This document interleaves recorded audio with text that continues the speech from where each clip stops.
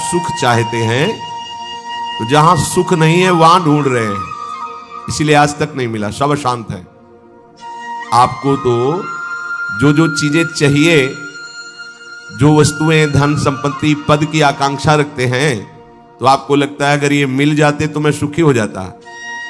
अपने को ऐसे बहुत मिले हैं जिनके पास आप चाह रहे हैं, उनकी बहुत मात्रा में संग्रह किया हुआ है, बहुत अधिकारिता है, बड़ा पद है, खूब ऐश्वर्य है, जगत में उनका नाम है, सम्मान है, पर हृदय जल रहा है, हृदय अशांत है। क्यों? क्योंकि जहां शांति प्राप्त होती है वहां उनका संबंध ही नहीं है। अशांतस्य कुतः सुखम, जिसका चित्त अशांत है उसे सुख कैसा? ब्रह्म। कुछ वर्ष की आयु, शरीर समाप्त हुआ, न पद रह गया, न संपत्ति रह गई, न नाम रह गया, न व्यवहार रह गया, न परिवार रह गया, अकेले अपने कर्मों की पोटली बांध करके फिर नया जन्म, फिर वही पढ़ाई लिखाई, दुनिया का प्रपंच, नहीं तो अन्य योनियों में कीड़ा मकोड़ा, पशु पक्षी। विश्राम कहां है? अध्यात्म योग में। श्री भगवान कह रहे निश्रेयसाय, मतलब दुखों का आत्यंतिक नाश, दुख का लेस नहीं जहां। अब अपने तो दुखालय में रह रहे हैं तो सुख को इसी में ढूंढ रहे हैं, तो हम समझते हैं कि अरबों खरबों रुपया मिल जाए, सुंदर सुंदर भोग सामग्री मिल जाए, मैं सुखी हो जाऊंगा। ऐसे अभी इसी भूमंडल पे हैं जिनको खुद पता नहीं कि मेरे पास कितनी धनराशि है, रोज नए नए भोग भोगते हैं, पर नींद नहीं आती, नींद की दवा लेना पड़ता है। मानसिकता बिगड़ी हुई है, विक्षिप्त है, हृदय जल रहा है, हर समय भयभीत है, कहीं ऐसा ना हो जाए, कहीं ऐसा। सुख विनिश्चितम बदामि तेन अन्यथा वचांस में, गोस्वामी जी कहते मैं सत्य कह रहा हूं, मेरी बात अन्यथा नहीं। जब तक तुम हरि भजन नहीं करोगे तब तक तुम्हें त्रिकाल में, त्रिभुवन में कहीं भी शांति नहीं। छूटिबे के जतन विशेष बांधे जाएगो, वह विष भोजन जो सुधा सानी खाएगो। अगर अमृत भी खाएगा तो विष बन जाएगा। हरि विमुखता में तुझे कहीं शांति नहीं मिलेगी। अगर हरि के सन्मुख हो तो विष भी अमृत हो जाए। गरल सुधा रिपु करहि मिताई, गोपद सिंधु अनल शीतला। आग शीतल चंदन की तरह हो जाएगी। समुद्र जो अथाह अगाध है वो गाय के खुर के गड्ढे के समान हो जाएगा। विष अमृत बन जाएगा। दुश्मन सब मित्र बन जाएंगे यदि हरि की कृपा हो जाए तो ये हरि के चरणों का आश्रय ही आत्यंतिक सुख का स्वरूप है। ये कैसे प्राप्त होता है? तो श्री भगवान कहते हैं कि मन ही बंधन और मोक्ष का कारण है। ये जब किसी विषय का चिंतन करता है भोग भावना से, किसी व्यक्ति का चिंतन करता है राग या द्वेष से, तो ये बंधन का कारण बन जाता है। अगले जन्म की ये पूरी तैयारी करा देता है। नाना प्रकार के भ्रमात्मक दुख सुखों में फंसा देता है। और जब यही मन प्रभु का चिंतन करने लगता है, प्रभु के नाम का, प्रभु के रूप का, प्रभु की लीलाओं का, प्रभु के गुणों का, प्रभु के भक्तों का, तो यही मोक्ष का खुला हुआ द्वार हो जाता है। यही मन, जब मन किसी व्यक्ति को भगवत भाव से, किसी भोगों को प्रभु की सेवा में अर्पित करने के लिए, यही मोक्ष का कारण बन जाता है। और जब किसी भोगों को स्वयं भोगने के लिए और किसी व्यक्ति को राग द्वेष से, यही बंधन का कारण स्पष्ट। इसीलिए भगवान बहुत जोर देते हैं अनन्य चिंतन पर। तुम्हारा चिंतन भगवत भाव से निरंतर चलता रहे तो जितनी श्वासें हैं वो प्रभु को अर्पित कर देने का फल होगा, प्रभु के समीप पहुंच जाना। ये तो बहुत कठिन है। मन को संसार के चिंतन से हटा करके प्रभु के चिंतन में लगाना है तो बहुत कठिन है, क्योंकि हमारी आसक्ति हो गई है शरीर में, शरीर संबंधियों में, भोगों में, पद प्रतिष्ठा में। बड़ा सुख लगता है,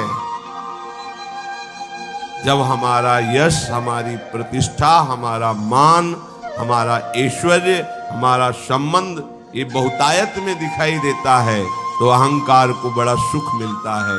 यही दुख में फंसने का मूल कारण है और संसार में यही उद्देश्य रखा जाता है। देखो ना ब्रह्म, जो हमारे दुख का मूल कारण है वही हम उद्देश्य लिए घूम रहे हैं, तो सुख कैसे मिलेगा?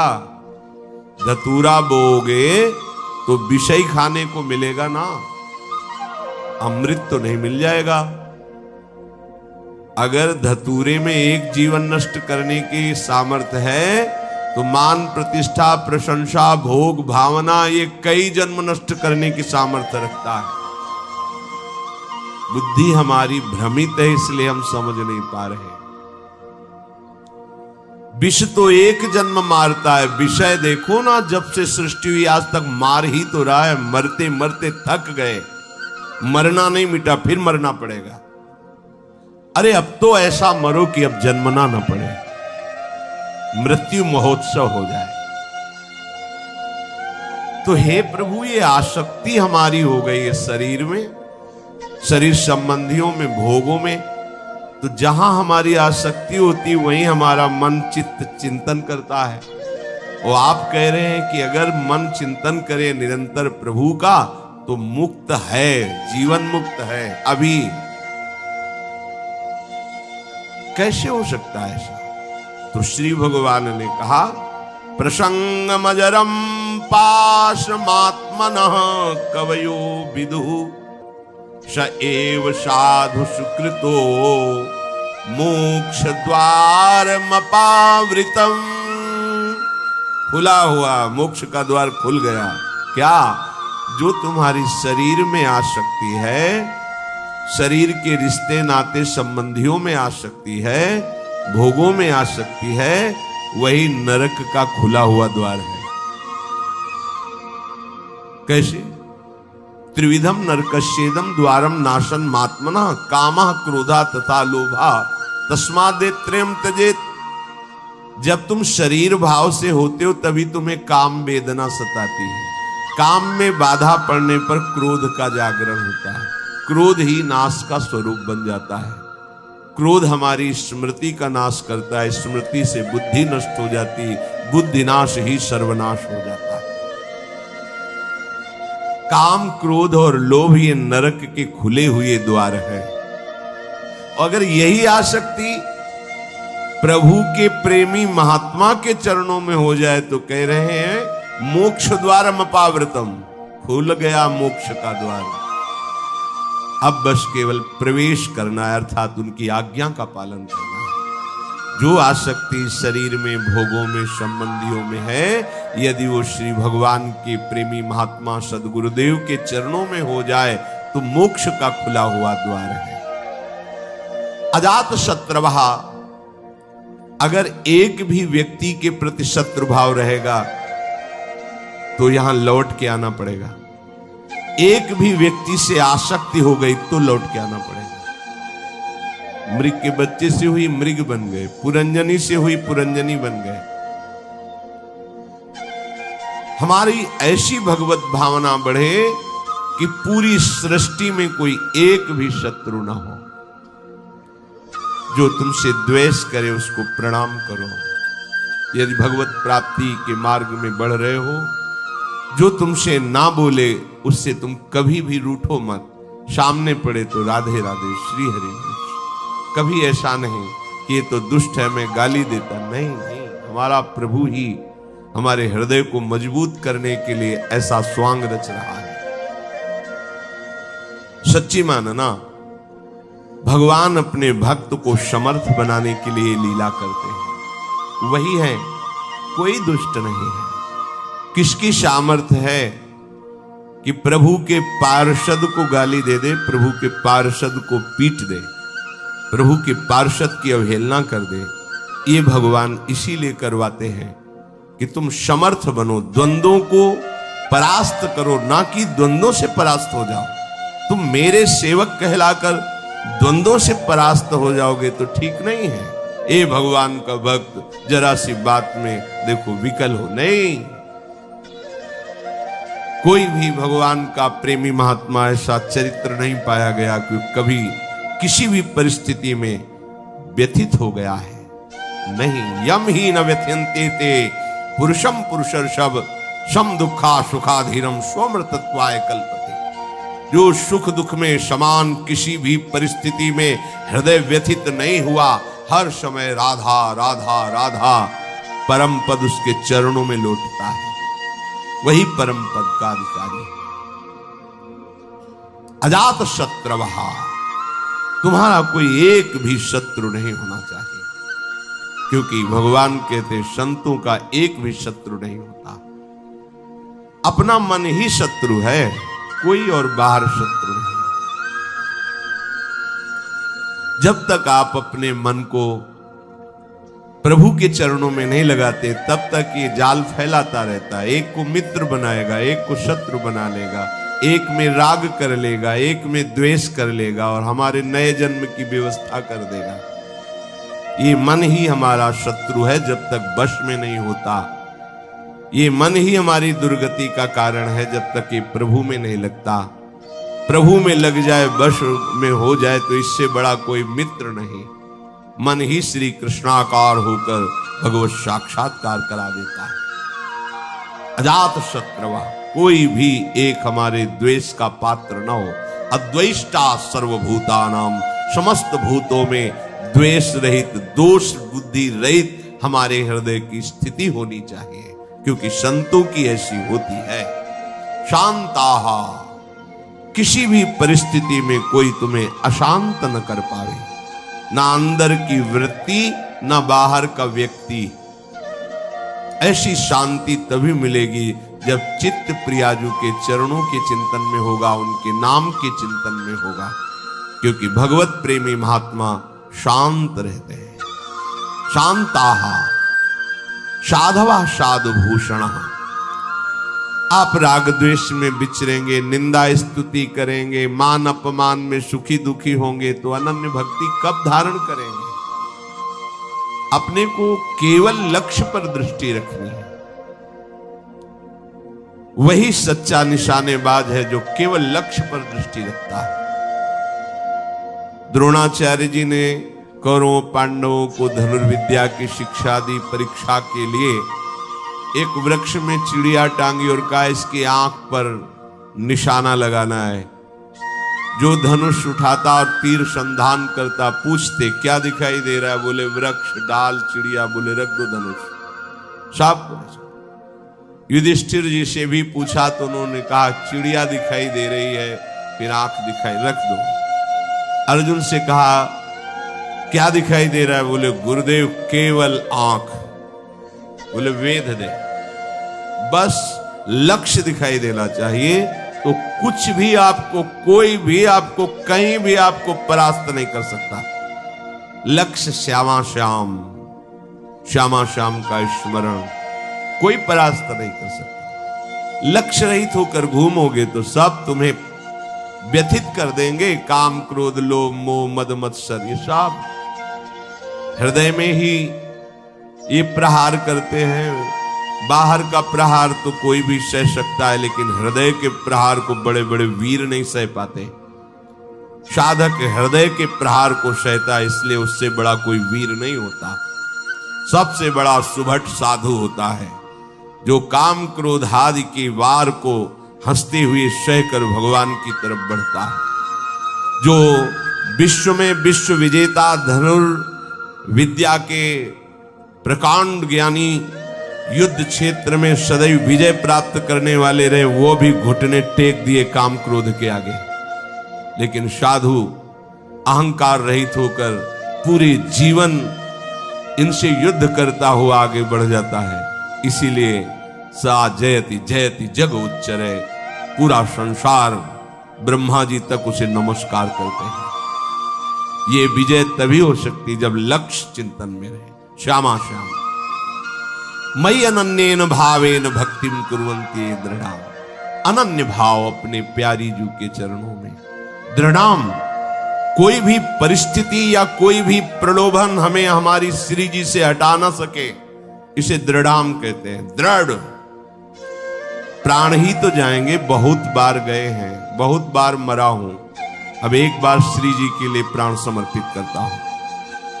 चाहे जितना भयानक कष्ट दिया जाए,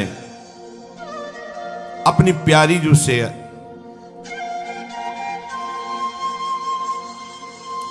एक क्षण के लिए भी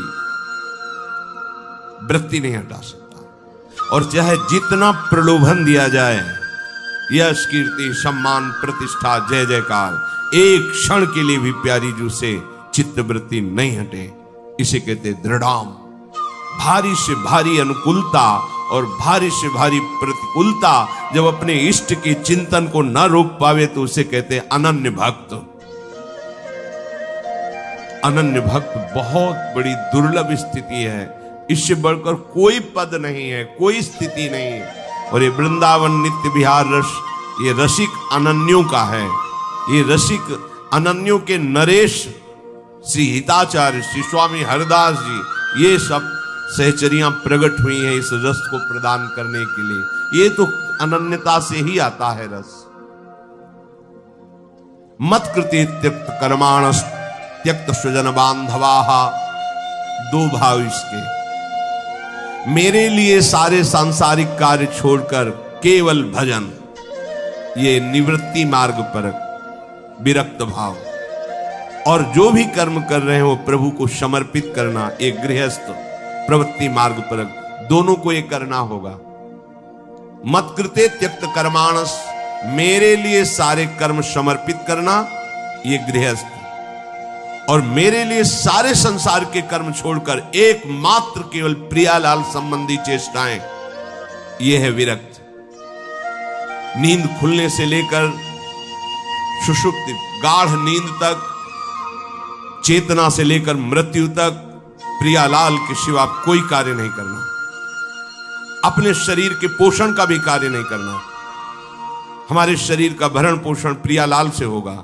हमें जगने से लेकर सोने तक, जीने से लेकर मरने तक केवल प्रियालाल के ही संबंध के कार्य करने, अन्यथा नहीं। ना अपने तन ढकने के लिए, ना अपने शरीर पोषण के लिए, ना अपनी शरीर व्यवस्था के लिए। ये आराध्य देव का भार है, वो देखेंगे क्या पहनाना है, कैसे बैठालना है, कहां रखना है, कैसे चलाना है, इसकी चिंता नहीं। पोषण भरण न चिंत कराही, श्री हरिवंश विभव विलसाई, श्री वृंदावन की माधुरी। और गृहस्थ में धर्मयुक्त कार्य करते हुए वो कार्य प्रभु को समर्पित करना। मत कृते त्यक्त कर्माणस और त्यक्त स्वजन बांधवाहा, विरक्त के लिए किसी भी तरह से परिवार के सदस्यों से थोड़ा भी स्नेह नहीं रखना। अगर है तो केवल प्रियालाल के लिए है, प्रियालाल के संबंध के लिए है, प्रियालाल की प्रसन्नता के लिए है। हम घर में रहते हैं, पत्नी पुत्र परिवार आदि के लिए व्यापार नौकरी करते हैं, उनको सुख पहुंचाते हैं। इसका फल हो कि प्रियालाल प्रसन्न हो जाए, क्योंकि हमें ड्यूटी दी, हमें सेवा दी कि इतने परिवार का पोषण तुम करो, पर वो हम कर रहे हैं प्रियालाल के लिए, हो गया। विरक्त किसी भी तरह से अपने शरीर संबंध की वासना का पोषण न होने दे। प्रियालाल के संबंध से सब हमारे प्यारे, प्रियालाल का संबंधी नहीं तो अंजन कहा आंख जई फूटे, बहुतक कहो कहां लो, नहीं नहीं कोई हमारा नहीं। भगवान कह रहे मेरे लिए अपने स्वजन संबंधियों का त्याग कर दिया। त्यक्त स्वजन बांधवाहा, गोपीजनों से प्रभु द्रवित होकर के कह रहे हैं, जो बड़े बड़े योगी जन जिन बेड़ियों को नहीं तोड़ पाते, उन स्नेह की बेड़ियों को तोड़कर तुमने हमसे प्रेम किया, इसलिए मैं तुम्हारा जन्म जन्म ऋणी। भगवान कह रहे मैं ऋणी तुम्हारा। केवल प्रभु से प्रेम करने के कारण ही हनुमान जी महाराज से भगवान श्री राम कह रहे हैं, प्रति उपकार करो का तोरा, सन्मुख हो न सकत मन मोरा। अय वत्स, तुमने जो समर्पण करके हमारे प्रति अनन्य भाव प्रकट किया है, इसके बदले में मैं तुम्हें क्या दे सकता हूं। सकुच के कारण मेरा मन सन्मुख नहीं हो प्रभु के। तुम संतात उरिन मैं नाही। ओहो, अखिल लोकों का दाता बोल रहा है, तुम संतात उरिन। ये अनन्य भक्त के लिए शब्द है, दूसरों के लिए नहीं। भगवान जब अहेतुकी कृपा करते हैं तब ऐसी भक्ति जागृत होती है, भक्तों के संग के प्रभाव। त्यक्त स्वजन बांधवाहा, ये न तुम्हारे थे न है न रहेंगे। श्रुत बनितादि जान स्वार्थ रत ना करुणे सभी ते, अंत ही तो ही तजेंगे पामर तू न तज। तुझे समझ में नहीं आ रहा। अरे जिंदगी में लाखों का मेला जुड़ा, हंसा जब जब उड़ा तो अकेला उड़ा, कोई तेरे साथ नहीं होगा।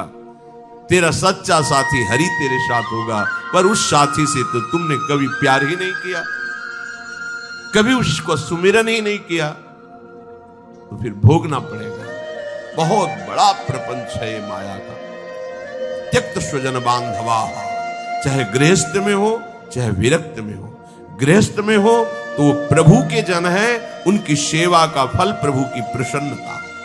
विरक्त में हो बिल्कुल किसी तरह से कोई संबंध नहीं, केवल प्रियालाल के संबंध से ही संबंध है। नाते नेह राम के मनियत, सुहद सुसेव्य जहालो। मदाश्रय, केवल मेरे आश्रित रहे। ये बहुत बढ़िया मीठी आखिरी बात। ये जीवन की साधना का फल, ये शब्द मदाश्रया इतना मीठा है, इतना शांति है, इतना आनंद है। बस इसी को समझ नहीं पा रहे तो परेशान हो रहे हैं। हमारा मन नहीं लगता, हमसे ये नहीं होता, हमसे वो नहीं होता। तुम्ही से तो ना, तो तुम छोड़ो अपने को, मदाश्रया ऐसे हो जाओ प्रभु के आश्रय। पता नहीं कल्याण हो कि ना हो, जो हो रहा है वो भी छूट जाएगा, पता नहीं कौन सी गति हो। तो संशयात्मा विनश्यति, इस पर शास्त्र सब कुछ वर्णन करते। तुम्हें प्रभु पे भरोसा नहीं है, प्रभु का आश्रय ये पूरे जीवन में इसी ने चलाया है, मदाश्रया ने इसी ने पोषण किया है, और यही हमें बेपरवाह रखा है ना प्रभु। मदाश्रया प्रभु का, कोई साथी नहीं है, कोई साथी नहीं। एकमात्र श्री हरि, एकमात्र प्रिया जी। आश्रय ये बहुत अमृत शब्द है, समझ में केवल आ जाए। अभी इसी क्षण बिना साधना के मुक्त हो, अगर ये बात समझ में आ जाए। पर अभी तो समझ में आ सकती कुछ मिनट के लिए, क्योंकि यहाँ का वायुमंडल है मदाश्रया का। तो अभी सब पर गेट के बाहर निकलते ही हवा बदलेगी तो विचार बदल जाएंगे। मदाश्रया ये गुरु कृपा से आई हुई भारी विपत्ति, प्रतिकूलता, असाध्य रोग, अपमान, निंदा, ये सहयोगी होते मदाश्रया के लिए। ये मदाश्रया में बहुत सहयोगी होते हैं, और इनको कौन चाहता है, इसीलिए मदाश्रया नहीं हो पाता। वो हम के आश्रित रहता है, साधना का आश्रय ले सकता है, क्रियाओं का आश्रय ले सकता है, व्यक्ति का आश्रय ले सकता है, लेकिन मदाश्रय भगवद आश्रित। और भगवद आश्रित बहुत बेपरवाह और ऐसी वस्तु मिलती है जो किसी साधना से नहीं मिलती। पर ये हृदय का विषय होता है, वाणी का नहीं होता। केवल वाणी के कहने से हृदय शांत नहीं हो जाएगा। निज सुख बिन मन होई की थीरा, जब तक मन में ये आश्रय जागृत नहीं होगा तब तक बात नहीं बनेगी। और ये जागृत तभी होगी, लिख लो, जब तुम्हारा अपमान होगा, निंदा होगी, शरीर किसी असाध्य रोग से ग्रसित होगा, सब तिरस्कार करेंगे, सब, कोई सृष्टि में प्यार से देखने वाला नहीं होगा, तब सच्चा मदाश्रय उदय होता है। प्रभु आपकी सेवा, वो हृदय की जो धारा प्रभु की तरफ बही निहाल कर, तो एक कदम मेरी तरफ चल के तो देख, पूरी सृष्टि न झुका दूं तो कहना। भगवान के वचन, एक कदम तो चल के देख मेरी तरफ। ये अंदर की बात है, बाहर से आप कहोगे तो हम 500 किलोमीटर से आए, एक कदम की क्या बात है। बाहर से दौड़ने वाला कोई वीर नहीं कहा जाता। अंदर तो आप वहीं बैठे हुए हो, शरीर में, उस शरीर संबंधियों में, शरीर भोगों में, एक कदम कहां चले। अंदर की बात है ये आपको। ये मदाश्रया अंतिम सांस तक हो जाए तो परम पद भी मिल जाएगी। बहुत बार बता चुके, फिर समझ लीजिए। द्रौपदी जी महान भक्ता हैं, भगवान से मिलती हैं, बात करती हैं, पर ये विपत्ति, ये दुख, ये असाध्य रोग, ये अपमान, ये निंदा, ये मदाश्रया को जागृत करता है, दूसरा नहीं, दूसरा नहीं। अभी तक पूर्ण मदाश्रया द्रौपदी जी नहीं थी, क्योंकि जब कर्ण और दुर्योधन के आदेश से दुशासन महल में प्रवेश करता है और बाल पकड़ करके अपवित्र दशा में उनको घसीटते हुए सभा में लाता है, तब एक बार भी नहीं बोली हा श्री कृष्ण। क्यों? अंदर आश्रय है। ऐसे महावीर है कि अगर भीम गदा उठा ले तो त्रिभुवन में सामने उनके टिकने वाला वीर नहीं है। अर्जुन अगर गांडीव चढ़ा ले तो किसी को भी ललकार सकते हैं, भगवत शक्ति से संपन्न है। अगर युधिष्ठिर जी भाला उठा ले तो सामने कोई महावीर भी टिकने वाला नहीं है। मेरे 5 पति हैं और सभा में परम धर्मात्मा भीष्म जी विराजमान है, जो महात्मा है। क्या उनके होते हुए ऐसा हो सकता है? द्रोणाचार्य जी हैं, कृपाचार्य जी हैं, बड़े बड़े वीर बैठे। एक बार भी नहीं है कि मेरे श्री कृष्ण हैं। पढ़ के देख लो, व्यास भगवान द्वारा रचित महाभारत, उसका स्वाध्याय किया है पूर्व में। एक बार भी नहीं आया कि मेरा परम प्यारा मित्र श्री कृष्ण है ना, वो बचा लेगा। अगर ऐसा आता तो दुशासन केस में हाथ ही नहीं रख सकता था। विश्वास कीजिए, महल में ही केस नहीं पकड़ सकता था द्रौपदी के। गई सभा में बड़ा उपहास कर रहा है, कर्ण और दुर्योधन गंदे शब्दों से बोल रहा है।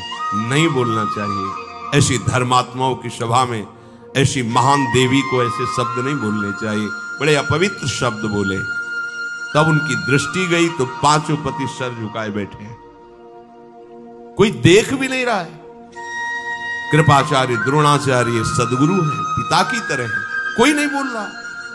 भीष्म जी की तरफ देखा और कहा, मैं केवल इतना पूछना चाहती हूं कि क्या केवल महाराज युधिष्ठिर को अधिकार है मुझे हारने का? क्या यह धर्म है?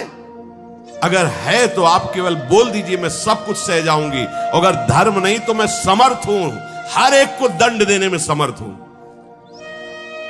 कान में लग करके गांधारी जी ने बाद में कहा था धृतराष्ट्र से कि होश में हो जा, पूरी सभा को भस्म करने की सामर्थ्य द्रौपदी रखती है, क्योंकि वो महान देवी कोई साधारण मां के गर्भ से पैदा हुई नहीं, यज्ञ से प्रकट हुई है। कहां कोई बात सुनने वाला? खींच रहा है दुशासन, 10,000 हाथियों का बल रखता है। द्रौपदी जी हाथ से पकड़े हुए थक गए। सोचा अभी मदाश्रया नहीं जागृत हुआ, एक बार भी कृष्ण याद नहीं आए, दांत से पकड़ लिया। अब लगा कि अब की बार के झटके में दांत से भी छूट जाएगा, स्वयं छोड़ दिया और कहा, हे द्वारिका। सेकंड नहीं लगा, भगवान का वस्त्रावतार, मदाश्रया सीधे भगवत प्राप्ति। कोई भी कहीं भी कैसे, मदाश्रया के लिए शर्त नहीं है कि आप किस जन्म, किस कुल में, किस क्या कुछ, कहीं भी हो, कोई भी हो, कैसे भी हो, भगवत प्राप्ति के लिए सिद्ध बात है भगवान का आश्रय। अब जीव आश्रय लेना भी नहीं जानता, इसीलिए सत्संग भगवान देते हैं, साधु महात्माओं का संग देते हैं, जिससे तुम्हारी बुद्धि पवित्र हो और तुम भगवान का आश्रय लो। जो संत जन होते हैं वो मदाश्रया, भगवद आश्रय, ऐसे चमत्कार जीवन में प्रकट होते हैं जो भगवद आश्रित तपस्या और साधन, ये सब एक तरफ, ये बीच में ऐसे रकील खींचिए, एक तरफ मदाश्रया और एक तरफ जिस क्षण आश्रय लिया उसी क्षण से आपकी समानता करने वाला कोई नहीं रह गया। बार बार समझाने के लिए कहते हैं, जैसे बाली वैसे ही सुग्रीव, इतना भी अंतर नहीं, ना आचरण में ना बल में, किसी भी तरह समान भाई थे लोग। और रूप भी बाली और सुग्रीव को खड़ा कर दे तो भगवान भी पहचानने में, तभी माला पहनाया था भगवान, एकदम एक रूप, एक बल, एक स्वभाव, एक गुण, दोनों ऐसे भाई थे। जब भगवान ने बाण मारा, सामने देखा कोटि कंदर्प दमनी मर्यादा पुरुषोत्तम भगवान गंभीर मुद्रा, तो हृदय में तो महान प्रीति है, बड़ा प्रसन्न है कि वैसे तो मैं इस लायक ही नहीं था, जो योगियों के ध्यान में नहीं आते हो हमारे सामने खड़े हैं, पर थोड़ा इनसे बात भी तो कर ले। तो कहा प्रभु सुन रखा है कि आप समदर्शी हो, फिर पर आज आपकी समदर्शिता दिखाई नहीं दे रही, पक्षपात दिखाई दे रहा। मेरा भाई है, पता नहीं आप जानते हैं पूर्ण रूप से कि नहीं, पर मैं जानता हूं क्योंकि साथ ही खेला हूं। मेरे आचरणों से उसके कम आचरण नहीं है, जैसा मैं वैसे ही मेरा भाई, मैं जानता हूं। पर ये क्या, एक का पक्षपात लेके छुप के हमारी छाती में बाण मारा। मैं बैरी सुग्रीव प्यारा, क्या कारण? एक शब्द यही भगवान का था, ऐ देहाभिमानी, तूने सुन नहीं रखा था कि ये मेरी शरण में हो गया है। अभी अभी हुआ है, कोई तपस्या नहीं, कोई साधना नहीं, और हुआ कैसे? महाभागवत हनुमान जी के द्वारा कराया। बस ये मदाश्रया शब्द बहुत बड़ा है, बहुत बड़ा, बस इसका परिचय नहीं मिल पाता है। ये कैसे हूं ऐसा लगता है। हाँ अब क्या करूं, तब साधन बताया जाता है, करो, क्योंकि तुम्हारा करने में राग है। जब करते करते हार जाओगे तब फिर यही शब्द बताया जाएगा, मदाश्रया, हो जाओ भगवान के आश्रित।